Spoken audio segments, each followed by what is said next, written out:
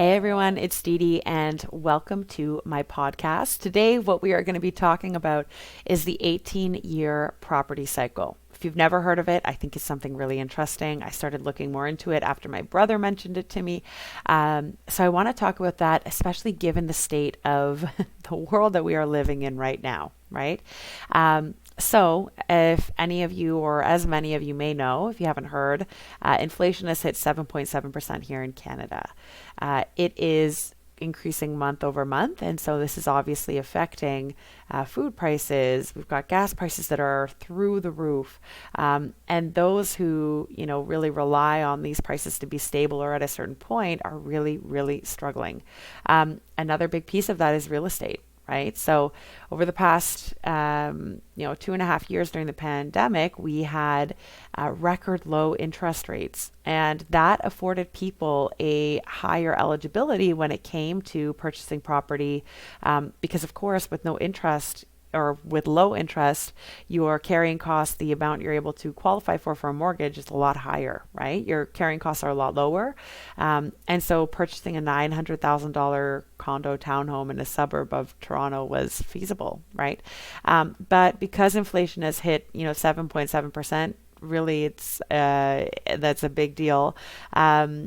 We are seeing interest rate hikes, right? So we've had quite a few hikes already. They're talking about a 75-point hike in July 2022, so next month, a couple weeks.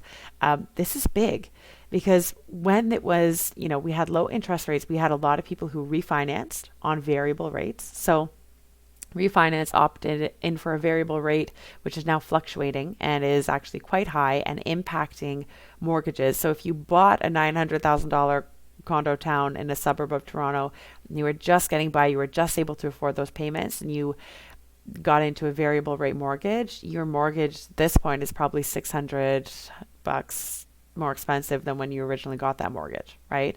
I know for a couple of my properties, that's what's happening. No, they're not, obviously, I didn't buy at that price.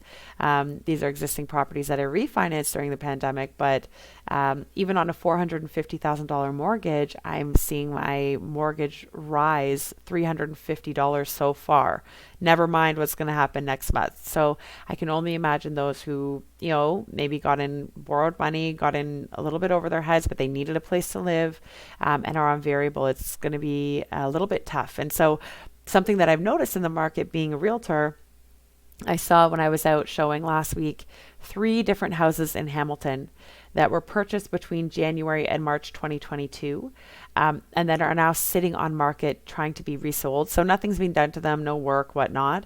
But the owners are trying to sell them, and I saw one. It was purchased for $850 in the beginning of March 2022, and they have had it on market for 25 days. It's in a good area in Hamilton. I mean, it's a nice place, but it is currently listed at $699. Those sellers are going to walk away from that with a massive loss. And so, I don't know what the backstory is. I don't know what happened, but, I saw 2 others when I was out just the one day. So I have a feeling that we're going to see more and more and more of this, because it's really tough. It's not just interest rate hikes. It's the affordability of living. It's tough, right? I mean, for many. So I wanted to talk about this 18-year property cycle and where we kind of fit in to that based on, what's going on right now. So to kind of sum it up, the 18-year property cycle, it was created by Fred Harrison, or really talked about and promoted by Fred Harrison. It really is a property cycle. So it really says that the market goes through this cyclical kind of journey every 18.6 years. Okay. And so I'll talk about what each of those phases are. I'm going to link some references in the show notes or in the notes here below, so that you can kind of take a look at that. It's great to see a visual representation of what this looks like. And I'm going to talk about a few other numbers as well, when it comes down to the Canadian market. So basically, we look at this. This cycle has proven to repeat itself every 18.6 18.6 years basically for the past 200 years going back. And that's why this is something I really wanted to look into, right? It's got some merit, it's got some valor. And so a lot of investors, or many investors, use this to figure out when they buy and when they sell real estate, or when they should be getting into the market and when they should be kind of ditching stuff. And so it starts off after a recession. So what that is, or what we call that phase, is the recovery phase. And these are years 1 through 7.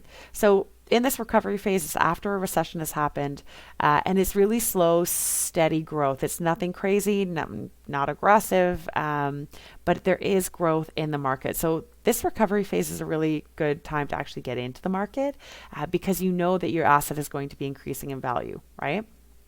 And then at or around year 7, within this 18.6 year cycle, there's a dip. What happens is people get worried. They think, oh, I don't know if this is really, how can prices keep going up? This doesn't make sense. And so they take kind of they take themselves out of the market. They may be ditching, they may be selling, they may be downsizing, whatever that looks like. They're coming out of the market. And so there is a dip in the market itself. Then we've got the explosive phase. So these are years 7 to 14.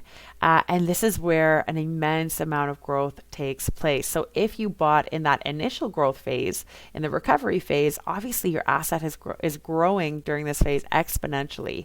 And we see this, it's rapid growth, it's year over year, really, really high growth here, and increase in prices. What we have at the very end of that, so basically years 12 to 14, is what they call the winner's curse. And so this winner's curse is really where prices spike, right? Like they just skyrocket these last 2 years. And they call it the winner's curse because right after that, years 14 to 18, house prices start to fall or bottom out. That is where kind of that recession comes into play. So this is called the recession phase. And then, of course, everything starts over again. So recession phase is also a really great time to buy, as you can imagine. So it's interesting because I tried to figure out, or I tried to match up, based on Canadian real estate and the trends here, what's going on. Does this work? Does this match up? And I found that there are some synchronicities. So we've got, 2000, basically where I'm starting at is pushing this back to 2007 when we had that last recession, right? So 2007 stuff kind of imploded across North America. The US was hit a lot worse or harder than Canada. But basically we saw kind of 4 years of a downturn, right? 2007 to about 2010. So I'm going to start with the recovery phase, assuming that's the recovery phase in 2010 there. So from 2010, we had the recovery phase. We had, growth that was steady, but, moderate, conservative growth within the market. And then, and I got into the market in 2015. So I remember seeing this in 2017. It kind of got to that point where, oh gosh, things are going crazy. How can this be sustainable? And I remember my husband and I had bought a condo townhouse in Mississauga, a suburb of Toronto. And, we bought it for $450. We did a little bit of work, like we added air conditioning, and we sold it in 2016 for $100,000 more than what we bought it for. It was kind of crazy, right? So the market was going up and up and up, and we were thinking, you know what? This cannot last. This just cannot last. There's no way. And so we were like, okay, let's ditch. We can make money on this. Let's sell it. And we did. And then we ended up buying another property. So I remember in 2017, government regulation came into play, and there was a cooling of the market, right? Because it just wasn't sustainable in terms of the growth. Then if we look at that, after that mid-market dip, which is, again, 2017, that was year 7, basically, we had the explosive phase, or we have the explosive phase. So from 2017 to basically now, 2022, this is where we're kind of seeing a lot of increase in the market. I mean, it has just continued to go up and up and up and up. And there are many different factors that impact that. But at the end of the day, it kind of rings true to this 18-year property cycle, right? And then if we look at the last 2 years, right, it almost seems like we've got that winner's curse, though, that those last 2 years of exponential growth, things going through the roof. The thing here is, and what's kind of getting me or what I'm hooked up on is, according to the 18.6 year property cycle, our 4 years kind of recession would be taking place in 2024 to 2028. So we're 2 years early. Apparently, the 2 year kind of winner's curse is supposed to be now. But when we look at the market, when we look at what's happening, I don't know if that's true, right? So whether this 18-year property cycle fits exactly into kind of the cycle that we're going through right now, I don't know. However, I would definitely agree, or I would definitely conclude that there are some components of this property cycle that absolutely make sense, and they would be able to help in when it comes down to looking, do I buy, do I not, right? We've got some pretty solid data here, and I'm going to again link into the comments. When it comes down to the Canadian market, you can almost see, the recovery phase, you see the mid-cycle dip, you see the explosive phase, and then right now it looks like we're seeing a recession phase. So are we just 2 years early on this 18.6 year property cycle? Is that even possible, right? Does that make sense? Does it work? What plays in or what impacts that? At the end of the day, I don't know. And, it's kind of hard to say whether you can shorten this or not. But again, I would definitely say that it is a great indicator. This cycle is a great indicator. And when we look back cycle over cycle, it kind of rings true that, this is actually helpful when it comes down to indicating when we should really be looking to buy or sell real estate, right? And so from my perspective, what I truly believe, I do think we're headed into quite a big downturn in real estate. And I'm not just saying that to say it. I just really think that obviously from what I'm seeing in the market, I'm seeing stuff go up. I'm seeing people struggling to pay the mortgages that they got into on the variable rates. They're struggling to pay for food.